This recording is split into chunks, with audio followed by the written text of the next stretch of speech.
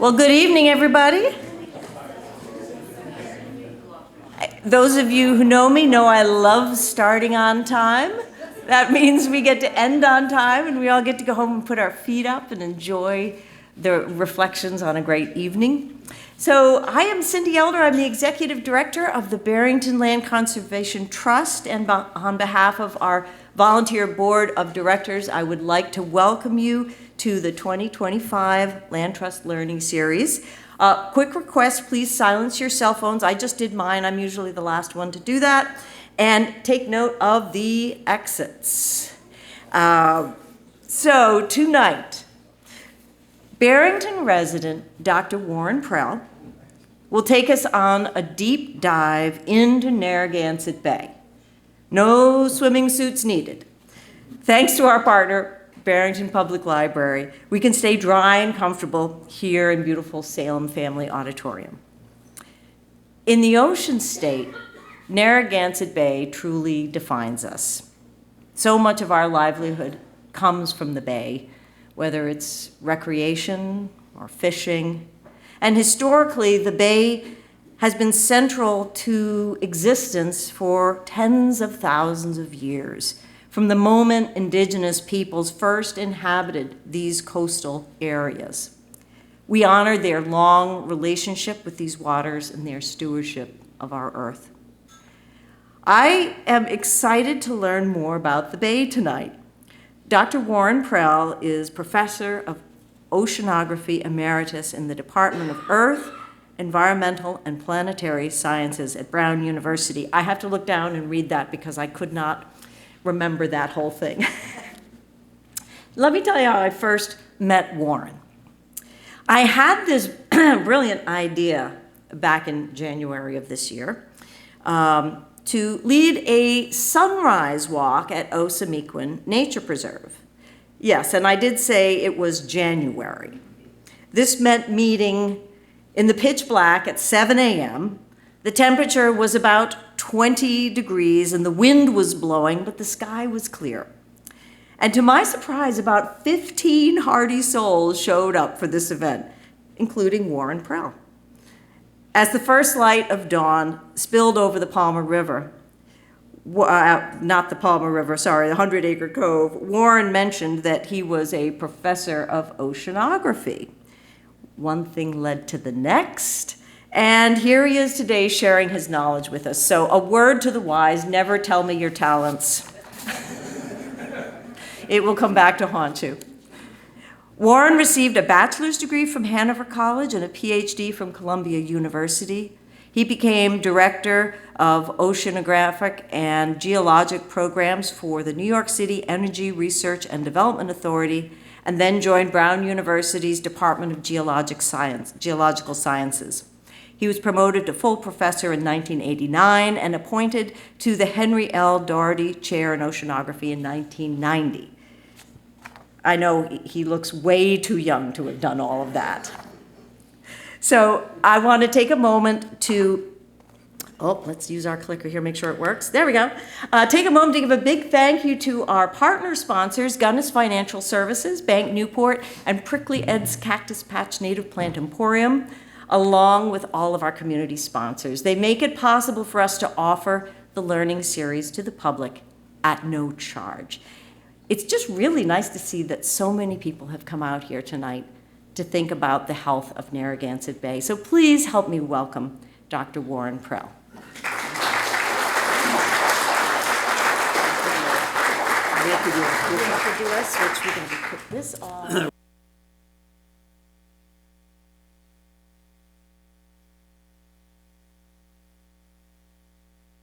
See if can we hear you? Can you hear this okay? Good. Excellent. Okay, well, thank you for coming out, hearing about one of my favorite places on the world, Narragansett Bay. So what I want to talk to a bit about is the water quality Narragansett Bay in two specific areas in terms of the productivity and oxygen content and also the bacteria counts. And the good news is things have really improved over the past 50 years, if you've read the abstract. So just a kind of a roadmap of where we're going to go. I'll say a little bit about the estuary itself. You know, what is an estuary? How does Narragansett Bay fit into that? What is hypoxia, and why do we really care about it? And then look at a little bit of the nutrient and bacteria inputs into the bay. So we can quantify those. The question then is, how does the bay respond to these different inputs and all the different things that are happening? And we can actually have our technology working here tonight. So just a couple of facts about Narragansett Bay to get us centered. It's the largest estuary in New England. It has a mean depth here of about 8 meters, but the shipping channel, which comes down the East Passage here, is much deeper than that. It's about 15 meters. The tidal range on average is about 1.5 meters, so that's a very important component. And one of the most important things in terms of estuaries is how much fresh water is coming into the system. And we have in Narragansett Bay sort of 3 major water sources: the Blackstone, the Taunton, and the Patuxent comes in right over here. So the important thing is for an estuary is what's the ratio between how much fresh water is coming in and how much salt water is coming in, because the estuary is by definition a mixing zone. And in this case, you know, if the fresh water is 1, the tidal is 86. So there's a massive amount of salt water coming in to our estuary. So this ratio here, about 0.01, is something we want to kind of keep in mind. And just for sort of a general context, the mean salinity of the ocean is about 35 parts per thousand. If we go out into Rhode Island Sound, it's about 32 parts per thousand. And if we average the salinity in the whole bay, it ranges between 28 and 31. So it's diluted, you know, by fresh water, but not a lot. This can change tremendously depending on where you are in the bay.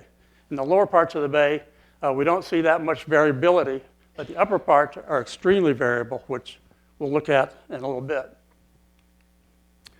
Okay, so what is an estuary? Sort of the classic definition has 3 parts to it. It's a semi-enclosed basin on the coast. It has a free connection to the ocean, and the water in it is measurably diluted. So you can see that Narragansett Bay fits all those criteria quite nicely.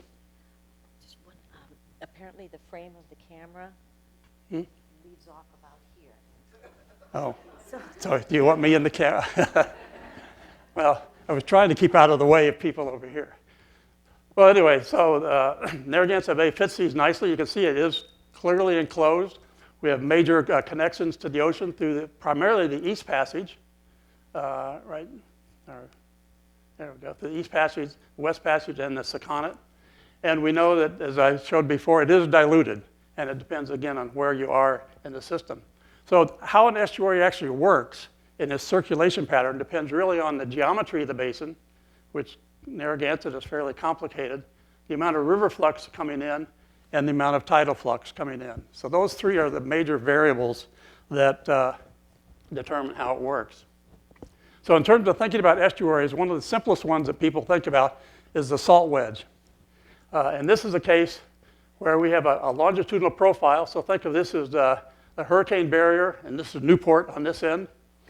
This is depth of the water, and the lines here represent the salt content. So we see that here 35 is ocean coming in on the bottom, 0 salinity is freshwater on the top, and the key hallmarks of this type of estuary is it's a very simple structure, 2 layers. You can see the salinity lines are so almost horizontal. The tide and the river flux are approximately equal. So there's a huge amount of fresh water coming in relative to the tides. And this kind of favors narrow and very deep basins. So this is kind of the iconic system most people have in their mind when they think about an estuary. But there are actually very few of these that we see in North America. Now, the next step is what we call the partially mixed or slightly stratified.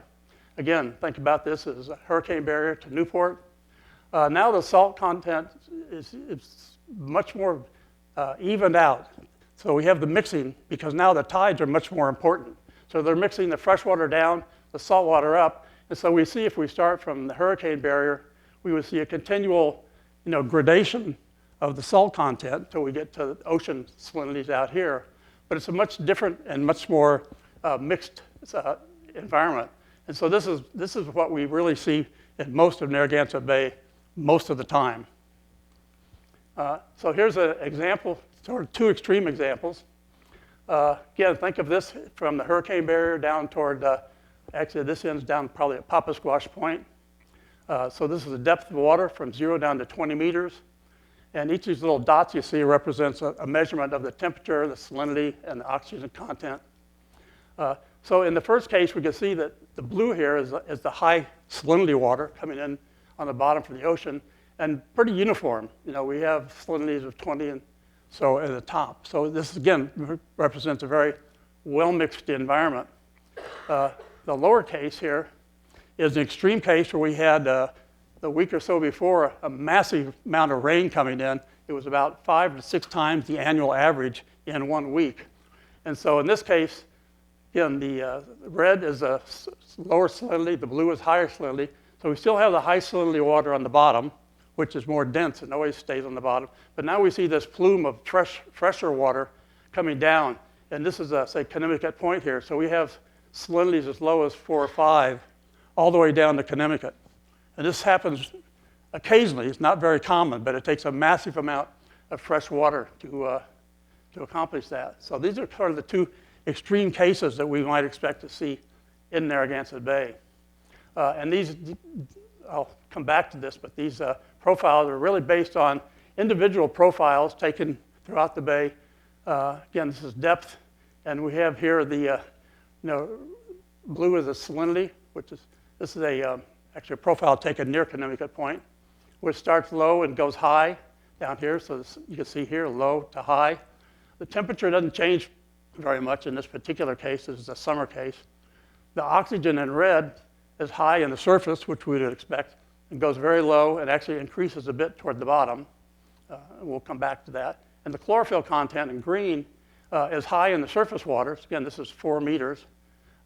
And then very low in the deeper waters. So this is a pattern that we'll sort of see time and time again. Now, what caused change in their system, and particularly our legislative system? In 2003, many of you might remember, we had massive fish kills throughout the Upper Bay. This is a photo from Greenwich Bay, where millions of menhaden were killed. Even on our Barrington beach, we had dead clams and other benthic organisms washing up on the beach at the same time. So the question was, what happened? And the general consensus was that these were killed because it was low oxygen, so low, again, the hypoxia, that they literally could not survive. Also, we find out that, especially in Greenwich Bay, water is very shallow there in most cases. And there was mixing of the water column so that the low oxygen mixed throughout the water column. And basically, the fish were in the wrong place. They had no place to go. And menhaden are not particularly robust fish, as some of you who are fishermen, I'm sure, appreciate. So that was a huge flap. This is the report that DEM put out on the incident.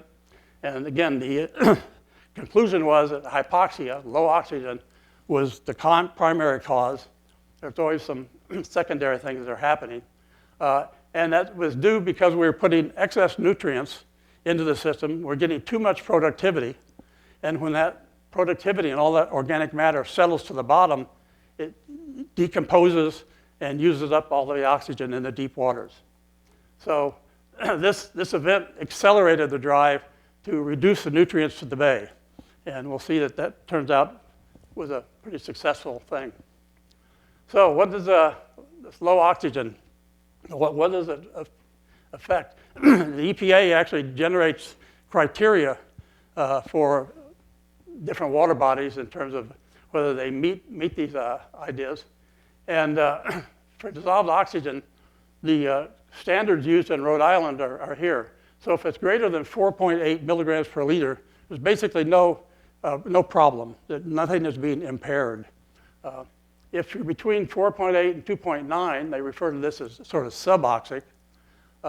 And you can begin to see decreased growth rates and other effects, but it's not, not terminal in many cases. As we get lower from 2.9 down to 1.2, that's considered officially to be hypoxic. And that's where we see both mortality, growth rates, migrations are happening of the populations. And if it's below 1.2, severely hypoxic, and then we start to see really major effects on the ecosystem. And that's really where we were in the Greenwich Bay incident. And this is a diagram from one of the USGS reports showing, again, sort of some of the things that happen where you get avoidance and the fauna that are unable to escape, like, say, clams and mussels. Once we get down to this hypoxic area, you start to see mortality. And as you go further down, it becomes worse and worse in terms of basically nothing but the microbial mats can survive. So these are the really important numbers when we look at the system, is whether they're above this. And in terms of the actual impact, it depends on what the value is, but also how long it applies. So that if you're, have, say, 2.9, but you only have it for half of a tidal cycle, it's not going to have much of an impact. But if you have that 2.9 and it sets up for a week, then you begin to see major impacts. So it's a complicated mix of both the oxygen level and the duration of how long it's putting. Yeah? I noticed that the Greenwich fish kill was in August, so it's a good chance that warmer water holds less oxygen. Well, that's part of it, yes. Yeah, and then you would also probably have less flow, right, coming out of the rivers, which would also decrease. Yeah, as I said, there are a number of things that happen. It turns out that the saturation, and I'll come back to that a little bit later, is important, but it's not nearly as important as the biological processes. Really, biology drives the system here, it's not the physics. Okay, so this is a kind of a busy diagram coming from one of the national reports on hypoxia. But the takeaway from this is, if you bring in excess nutrients, you get lots of productivity in the surface waters. And some of that is consumed within the surface waters by normal biologic processes, but a lot of it settles down to the bottom where it builds up organic matter. And if you think about the process, there's two major processes going on here. One is photosynthesis, which is producing oxygen and using some of this organic matter. And that occurs only in the surface waters. But then you also have respiration and decomposition, which are utilizing oxygen. Those go on in the surface waters, but also in the deep waters, where there's no direct supply of oxygen. So unless you can mix the oxygen from the upper layers down into the lower layers, you get a separation here, referred to as the picnic line, which is just that barrier that's caused by the low salinity in the surface and higher salinity in the bottom. So the more you isolate the system, the more the respiration uses up the oxygen, and you don't have an adequate sort of source to replace it. So that's when you get the major hypoxia and the die-offs and fish kills. And so one of the things that we'll see, we'll use as a proxy here of the productivity and the response of the biological system is the amount of chlorophyll in the surface area. So those are the diatoms and the photosynthetic organisms that are actually producing oxygen, using the nutrients and, say, producing oxygen. Okay, now, where does Narragansett Bay fit in the system? Here's three systems that are characteristic, have had major hypoxic events in the past. Chesapeake Bay, Narragansett, and Gulf of Mexico. So let's start with Chesapeake here. We have really three major sources for the nitrogen coming into the system. One is from the atmosphere, which is due to a lot of exhaust and sort of power plants and things like that put pollutants into the atmosphere. We have agriculture, which is just runoff from fields. And then we have the suburban here, which is sort of a combination of wastewater treatment facilities and just storm runoff into the bay. So you can see for Chesapeake, these three are somewhat equal, but almost half is agriculture. The extreme for this is the Gulf of Mexico. I mean, people probably heard about the dead zone in the Gulf of Mexico, and that's driven by the fact that the watershed for the Gulf of Mexico goes from Colorado all the way to Ohio, and all of the agriculture in this area, much of the water runs off with excess nutrients, primarily because of excess fertilization of the crops.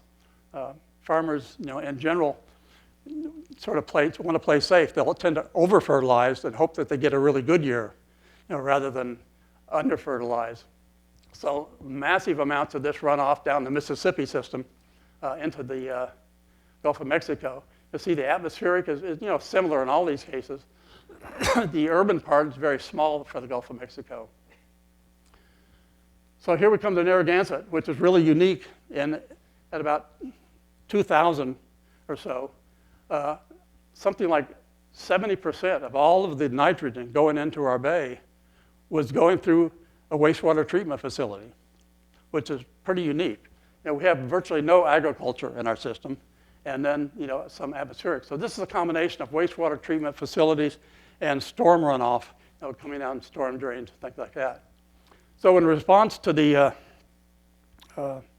fish kill, there was a huge outrage, as you might imagine.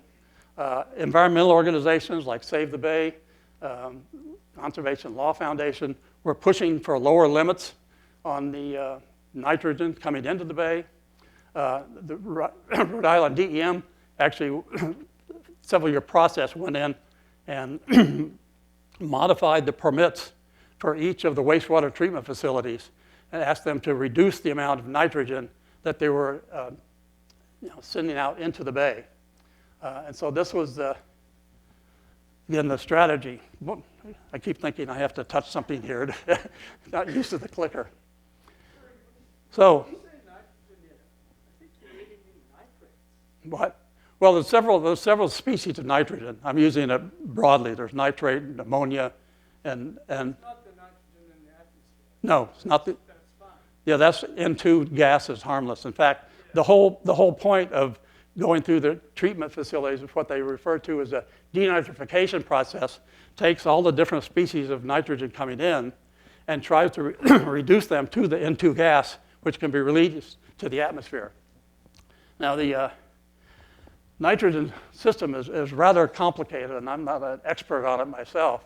But in effect, what happens is you bring the wastewater treatment in, and you put it through two different types of environments. One is the oxygen-rich environment, which certain bacteria work on it, and they reduce some of the nitrogen. You then put it into a denitrification tank, which has no oxygen in it, and a whole different series of anoxic bacteria work on that. So the result of this process, which happens, for instance, at Fields Point down here in the Providence River, is that much of the nitrogen coming in is actually turned into N2 gas and released to the atmosphere. So what's coming out of the system is much less than what came in initially.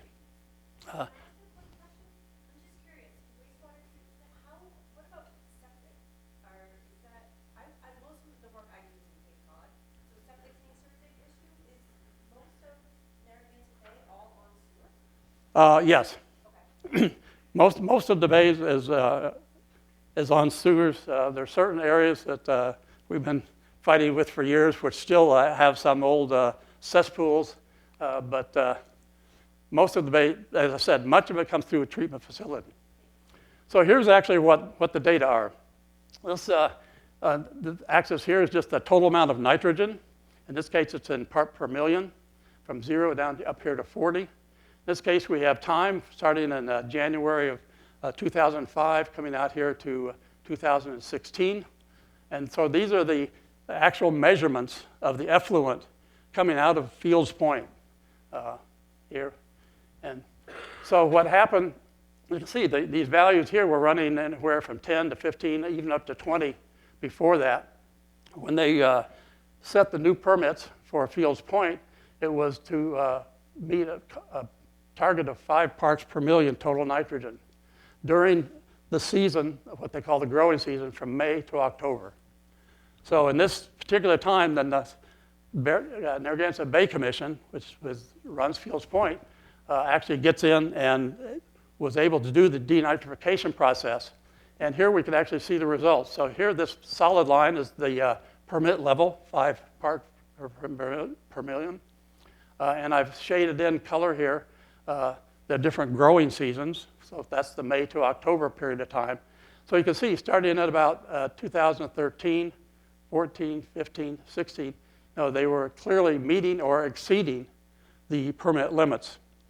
So as you can see, this represents a significant amount of decrease of total nitrogen coming into the bay.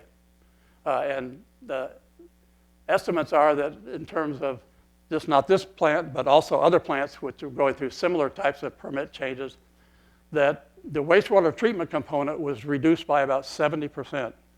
This is a huge, huge reduction. And the total nitrogen coming into the entire bay, which includes the runoff and other types of things, was reduced to about 50%. So it's a big, big change in the system. So how did the bay respond? That's the big question. Here's a picture of Chris Diacutis. Chris is a member of the Narragansett Bay Project and DEM. He initiated a series of surveys back in actually in the late 90s, but the period we're going to talk about is here from 2005 to 2018. That's when we adopted this new type of technology, Seabird. These instruments allow us to lower that cage down through the water column. It makes a measurement, it makes 4 measurements for every second. So as we lower it down, we can get a continuous profile of what is going on in the water column. And again, so we're measuring the temperature, here in black, the salinity, the oxygen, and the chlorophyll. So those are the 4 major components. So you can see this figure shows all the different stations. We're hitting about 75, 80 stations. Over this particular period of time, we have almost 5,500 individual profiles. And what we do then is we take all of these data and try to turn them into maps. And the big question is 2 big questions that we want to ask in terms of the water quality and the response of the bay. One, what are the chlorophyll levels doing? So we'll look at a surface chlorophyll or something, the chlorophyll maximum up here near the surface. How does that change? And then we want to know especially the bottom oxygen, since that's where you're impacting the benthic environment. So this, we now actually have been doing this for a number of years. We have one boat that's actually captained by Save the Bay, which does the Seekonk and the Providence River. We have a boat from Brown that does the East Passage and Bristol Harbor, and a boat from URI, which does Greenwich Bay and the West Passage. So we go out usually about 7 o'clock in the morning and make all our surveys, and so we can compare all of the individual results together. So that's the basis of what we're going to look at in the future here. Okay, so there's sort of 2 big components that have been driving the system. One is the river, and one is the actual nutrient content. So what we have here, again, versus time, 2004 out here to 2018. We have the total amount of nitrogen coming in. So that's black. So again, this is where the big changes started to occur. There were some changes that occurred between 2004 and 2005. See this here. But the big changes were here, starting at about 2012. So the black is what's coming in terms of the nutrient flux. How the rivers are responding is shown in blue. And 0 on this axis is sort of the long-term average, if we look like a 40 or 50-year average. So anything that's above this is a wet year. Anything below it is a drier year. So those are the 2 particular forcing functions that we want to think about in terms of how is the bay going to respond. Okay, so we've, I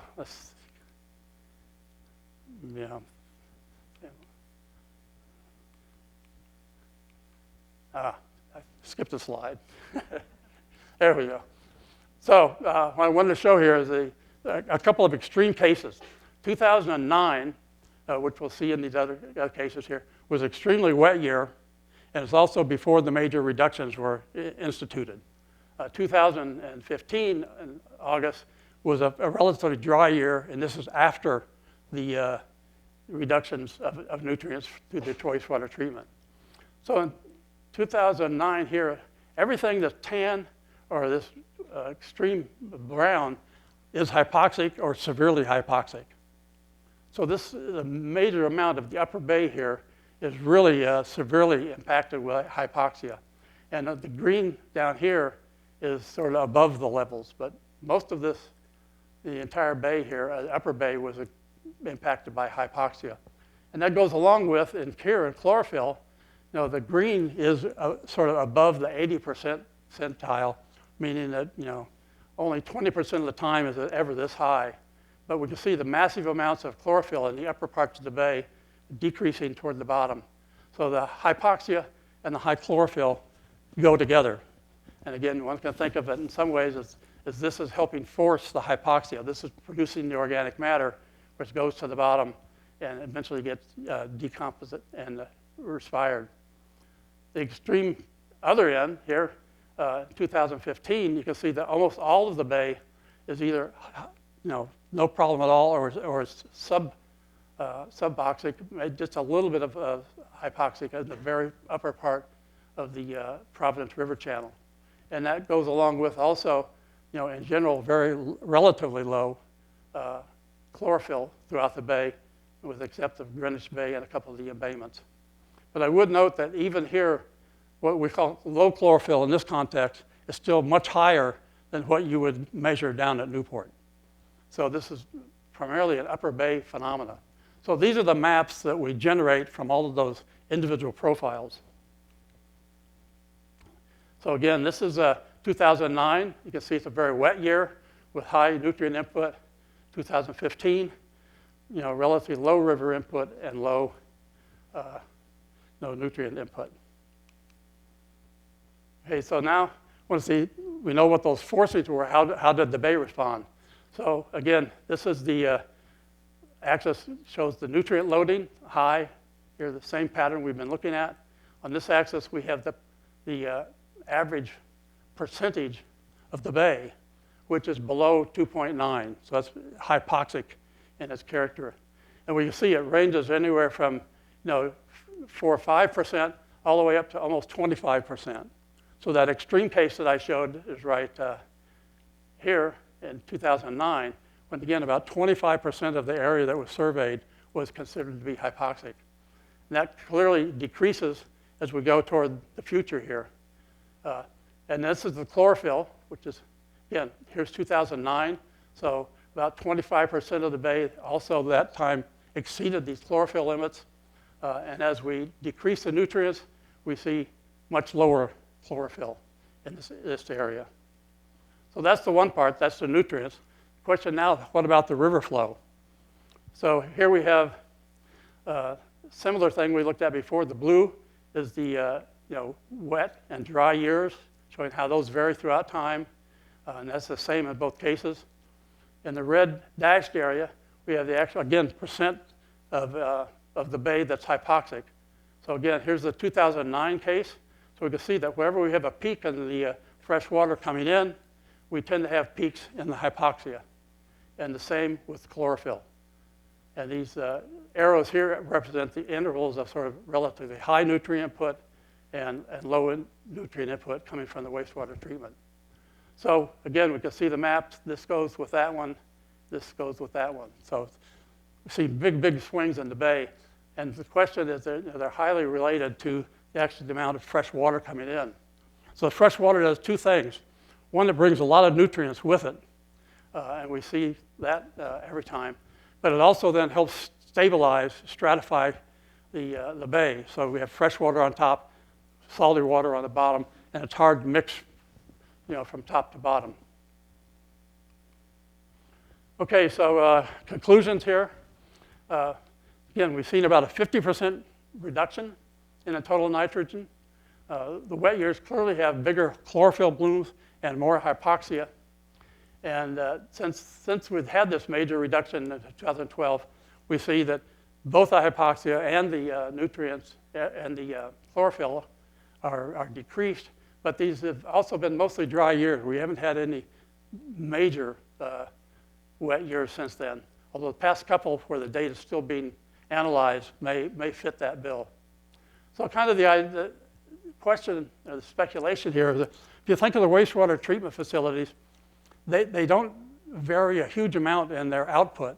You know, our domestic use doesn't go from 1 to 500, you know, something like that. So it's a relatively constant input of the nutrients, whereas the water coming in from storms is hugely variable.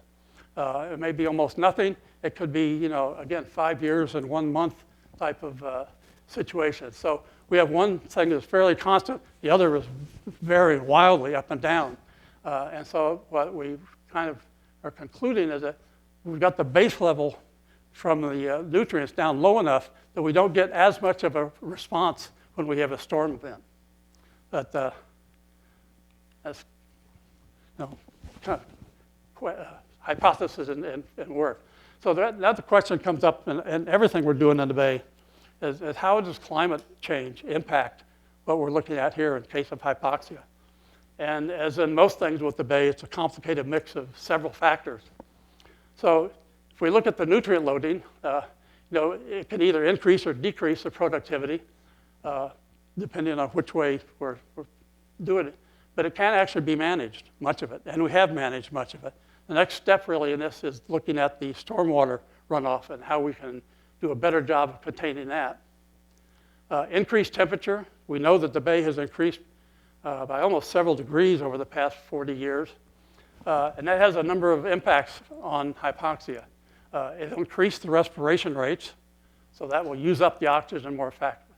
It decreases the saturation, point you were making over here, so the water will hold less oxygen just to start with. And then it also can stratify the water column with a warmer on top to make it, again, harder to mix top to bottom oxygen. Question of increased precipitation and river flow. Again, this is a variable one. It increases the stratification when we get fresh water, so that will tend to increase hypoxia. But the other thing it does is as you put more water in, the system actually becomes more vigorous. It circulates faster so that you actually can flush a lot of those nutrients out of the system. So this would actually tend to decrease the tendency for hypoxia. But then it also increases the non-point source or the landscape runoff nutrients. So that has a tendency to increase. And then there's some data that suggests that over the past 40 years, the winds during the summer have actually decreased, which is an interesting observation that I'm not sure how we explain that, but if that's true, that would, again, decrease the amount of mixing that would happen. So how the Bay responds to both the man-made inputs and the natural input is in a sort of a complicated mix of various things. Okay, now, a different topic is related, but, and it's going on simultaneously, and something I'm much less of an expert on, is looking at the actual amount of bacteria that comes in and how that's related to shellfish closures. Now, Providence is an old eastern seaboard city, like most of them, and they have what we call the combined sewer systems. So the sanitary sewers, represented here by this building, and the storm sewers, represented by this little thing here, are combined. So when it's dry conditions, most of the flux is coming from the sanitary sewers, and the system can sort of maintain that and go through a piping system and send it to the wastewater treatment facility, where then it can be processed before it's released to the Bay. But when we get a major storm system, we see a huge amount of flux coming through the actual storm part of the sewers. This diagram, I don't think is really quite accurate because it doesn't really increase the sanitary part. It's mostly this part. And it increases so much that the system can't contain it. And so there's direct overflow out into the Bay. And this was the case up until mid-'80s, at least, in Providence. So the question is, what do you do about it? And the strategy here is we want to intercept that first flush, the first waters that come off the landscape, because those are the ones that carry all of the poop.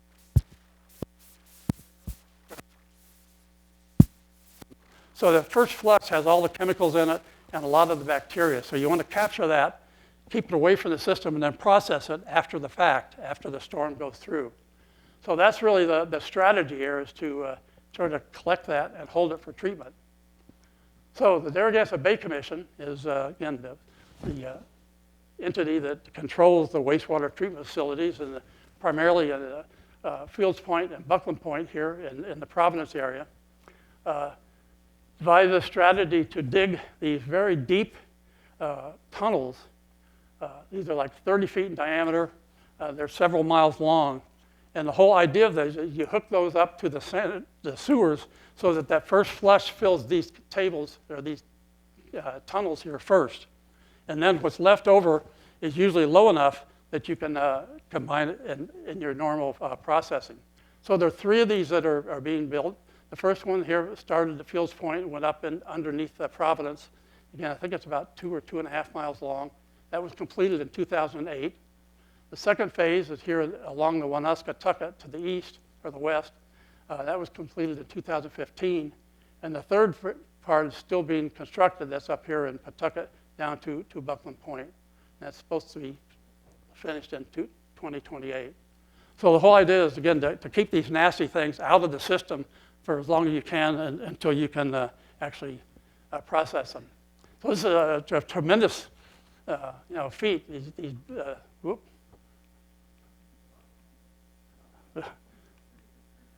see if we can. Going so well. Yeah. See if we can go. You want to get back?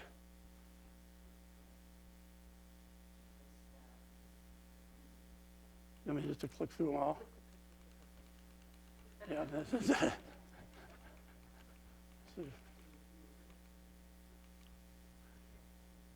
So the Narragansett Bay Commission has been really the hero in this case. That they've really stepped up and they've devised a strategy. There's a lot of controversy about it when it first came up. Some people don't think that's the way to go. But to address the initial problem of how do you keep bacteria out of the system, this was what they decided. So how does it affect shellfish? How does it impact the bay? This is a map from DEM showing what they call their growing areas for shellfish. This lower bay here, GA1, upper bay, in this case, the lower Providence River. So anything on here that's red or striped is permanently closed for shellfishing. And anything that's in sort of the other parts here, the tan or so, are what's called conditional. And anything that's blue is open the entire year unless we have some sort of catastrophic event like a hurricane or some major storm. So this is when the different phases of keeping the bacteria out of the system were completed. And what the response we see here, this area, which was conditional for the 80s, I think, was actually open to permanent shellfishing in 2017. So even though these were completed earlier, it takes a number of years measuring the bacteria, and DEM has stations throughout the bay here where they measure the bacteria, and it has to be below a certain threshold for a long period of time. So it's not an instantaneous fix, but what we see is that over time, it did meet the criteria. So this was opened up. The upper part here went to what we call a 1.2 inch closure. So if there's a storm of 1.2 inches or more, they'll close this area for about 10 days until the shellfish can sort of purify themselves. It used to be that this was, I forget the exact, but it was like 0.7 of it. So even a relatively small storm would close the upper bay. And one of the biggest and most dramatic changes has been here in the lower Providence River. This area has been permanently closed since, I think it was 1946. And throughout that period of time, it was, again, no shellfishing whatsoever.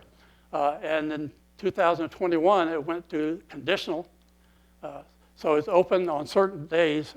Has any sailors seen the quahog boats up in the river there?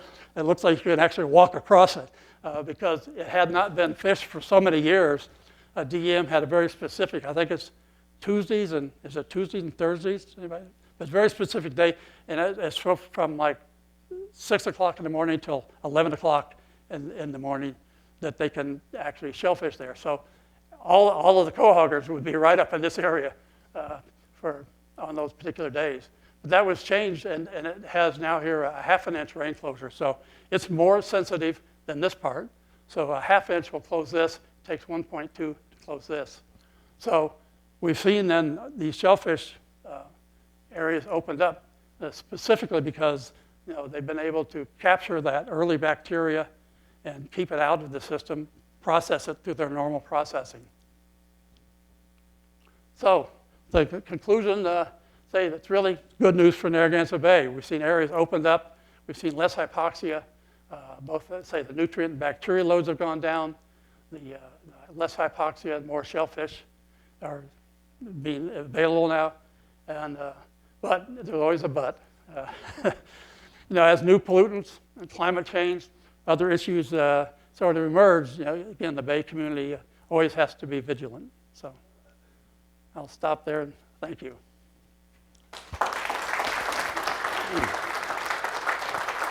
Thank you, Warren. I am sure that there'll be some questions. Raise your hand and I'll come around to you.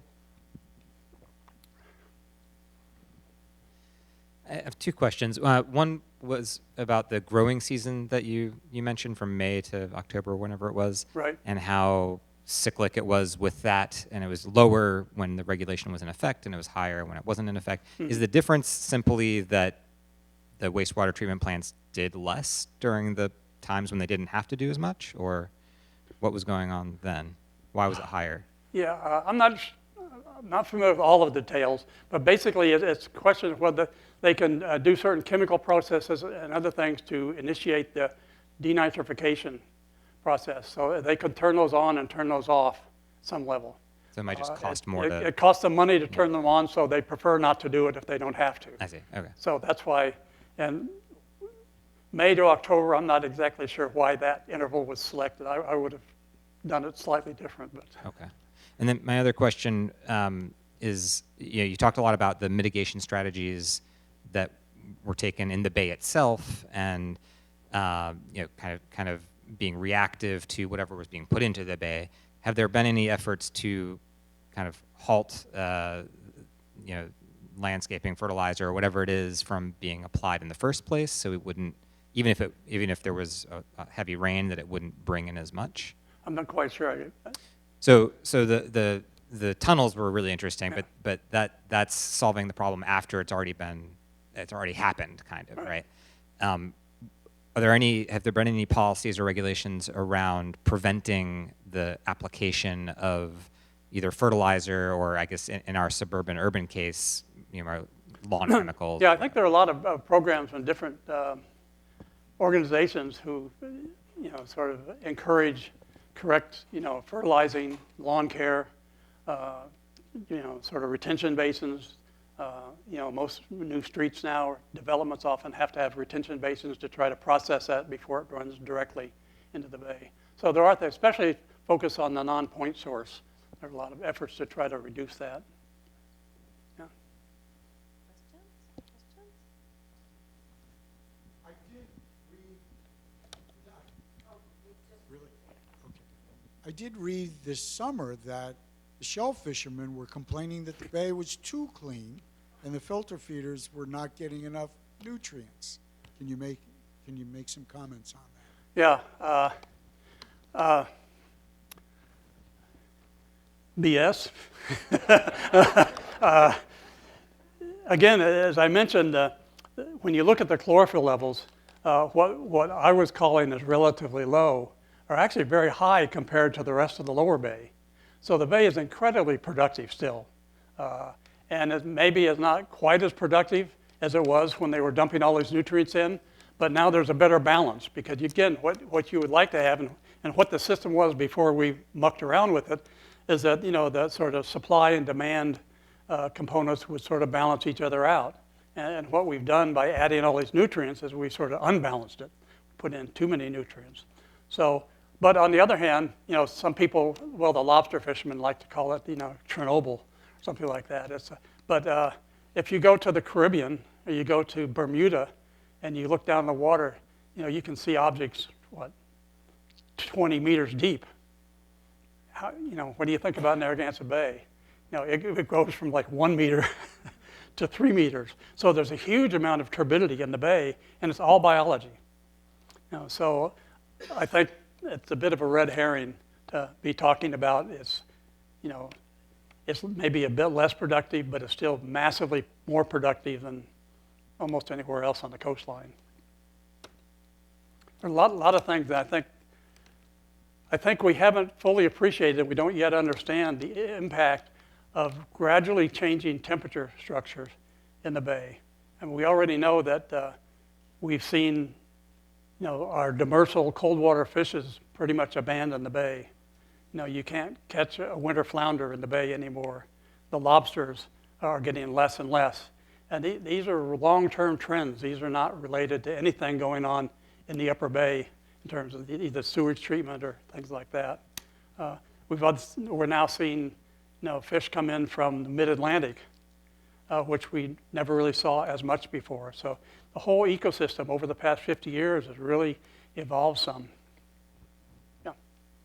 In what ways and to what extent does preserving healthy salt marshes around the bay mitigate against some of these negative impacts? Well, yeah, I mean, anything that filters water coming through the system is an advantage to the bay.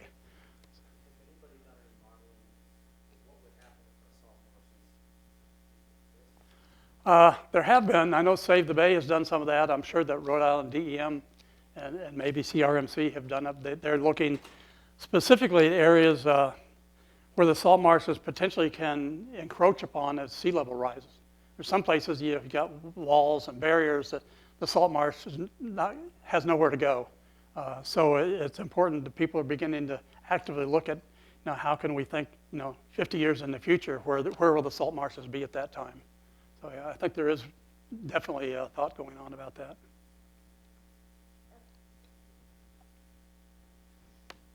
When you raise your hand, raise it high so I can see. Hi, I'm asking for swimmers in the bay. Some fellow swimmers are here. Just on the health of the bay, and in the last slide you had mentioned, you had shown that half an inch of rain would close a certain section, and an inch and a half, or 1.2 inches would close another section. How as swimmers, what we say is like, oh, it's raining. We're not going to swim in the bay the next day, but I mean the day after that it's rained, but the following day we say, oh, it's come in and it's flushed out and it should be fine to swim. I just would like your point of view of, is it clean enough for us to swim after 1.2 inches of rain, or do you suggest a little longer? Well, if you're swimming in the Seahawk River, I'd say watch out.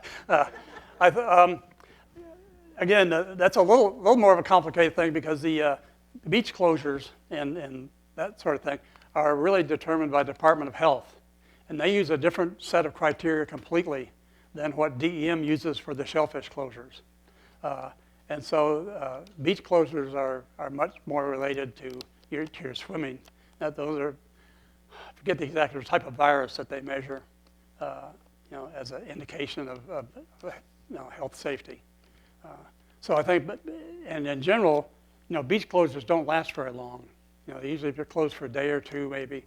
So that aspect does tend to flesh out. But obviously, the further down the bay you are, the safer you are.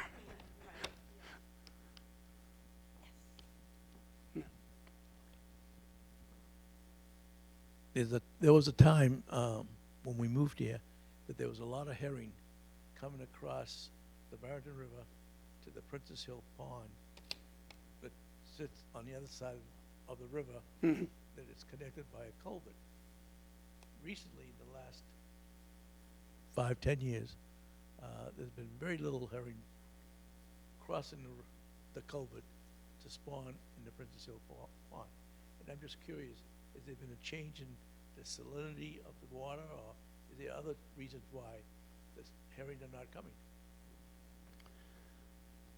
So the question I couldn't hear is why have the herring runs in Barrington seem to fail? And again, it's not just limited to Barrington. I think there are a number of areas around the state that where it's failing. With Princess Pond in particular, it's a closed environment. It's really I don't know, can they even get up through all of the Phragmites nowadays? It, It's limited, but it's still, the pellet's still running. right. We have had overflows into the town reservoir, which concerns me about evacuation. So we have to take in case of a real storm, because you're not gonna be able to get through that area. No. But there's still plenty of flow going through that pellet.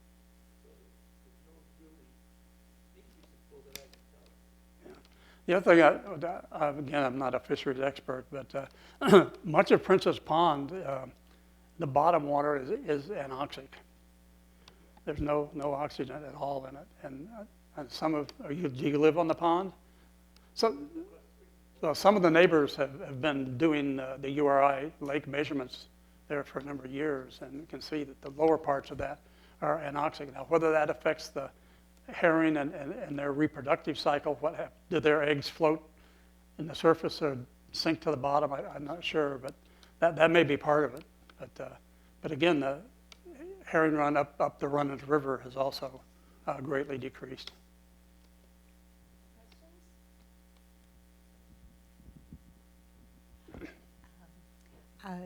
The places that you monitor on the bay via the boat, are those, do they have a physical presence? Can you spot those yourself, or are those simply found by GPS or something like that? Tell us more about the collection information, the collection process. Okay, well, again, the see if I can get to the, see.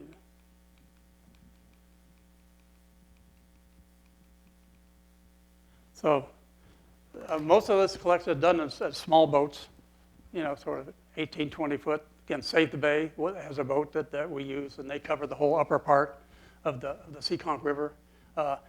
We've had through the years, literally hundreds of colleagues and students who have been out helping do this and lowering these to the bottom at each of these stations. I know whether Steve here has been a companion on most of these throughout the years. Other people have also helped out. But again, these are just small boats, and mostly a couple of dedicated people that run them, and a lot of student and intern help to do some of the physical labor. As some of us get older and don't raise and lower this instruments as easy.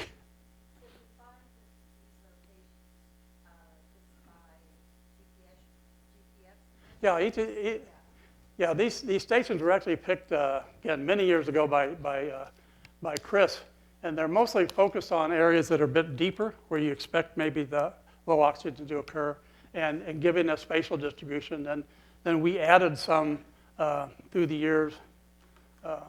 Particular, for instance, that we call this the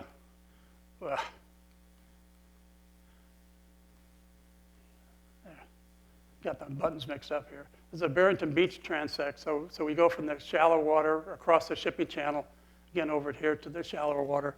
So we can actually trace the levels of hypoxia across the shipping channel. And that's what we see here in this case, is that the lowest oxygen, in this case, actually occurs in the midwater rather than at the bottom, where it does in many cases.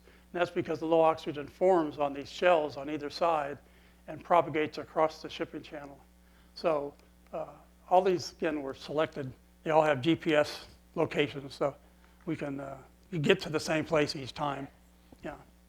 When this first started, actually back in late 90s, we referred to ourselves as the insomniacs. And the reason was people wanted to do this at night. And the idea was that you keep away from the photosynthesis, because we didn't want to measure the actually production of oxygen. We wanted to measure how much of it had been used. So the idea, well, let's go out at night. Well, that worked for a couple of years, but the people faded pretty quickly on that. And the instruments that we had were not nearly as efficient as the ones that we see here. So most of these stations were picked in that sort of initial phase, and we just stayed with them for 20 years. Dr. Prell, there's nothing being done on the Taunton estuary and with down through Little Compton? That there has been some, but it hasn't been as active. Okay. I know that Mass does maintain a couple of stations in there, and URI has a couple of permanent stations that they look at, but there's nothing of this scale going on in that. Because I know they've had a lot of success with herring runs up through Mill Creek and Taunton, that kind of thing. Mm-hmm. So they must be doing something at their treatment plants as well. Yeah. But how about San Francisco Bay and Chesapeake Bay? Have they preceded us, or are they copying our strategies? Because those are the two really big ones, right? Again, the strategy you have to use goes back to that diagram I showed. It says, where is it really coming from? And unfortunately, in many of these cases, the major component is agricultural. And that's really hard. I mean, basically, you have to convince farmers not to use as much fertilizer. And that's a sociological problem. I am not an expert. I know nothing about these various technologies, but are we happy with what we've done in the last 20 years? Are we, percentage-wise, we've reduced the nitrogen and those other chemicals a lot. Is that enough, or is there? What is the goal of your organization, or what should our goal be? Okay, so the question was, are we happy with kind of where we are at this point?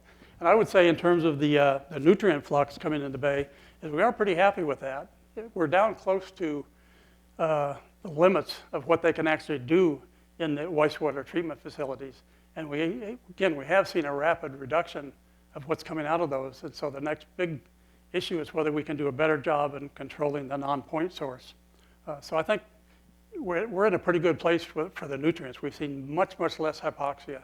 And in terms of the bacteria, we've seen, I think, a similar type of thing. Now, there are other things in terms of plastics in the bay, some of the other types of chemicals, these live forever chemicals, which we're now becoming much more aware of. I mean, there are other issues that they're beginning to look at and think about how can we address those. But like for these two particular types of responses, I think at least I'm pretty happy. And any final question? All right, well, I want to thank Dr. Prell so much. We have a little present for you. Thank you. Thank you all for coming. And if you didn't recently receive our calendar in the mail, you can grab one on the way out. All of our programs are free and open to the public. We have art and nature programs coming up. We have guided walks. And in November, we have a wonderful presentation on the secret life of birds, which is going to be a very uplifting way to conclude our season. Thank you so much.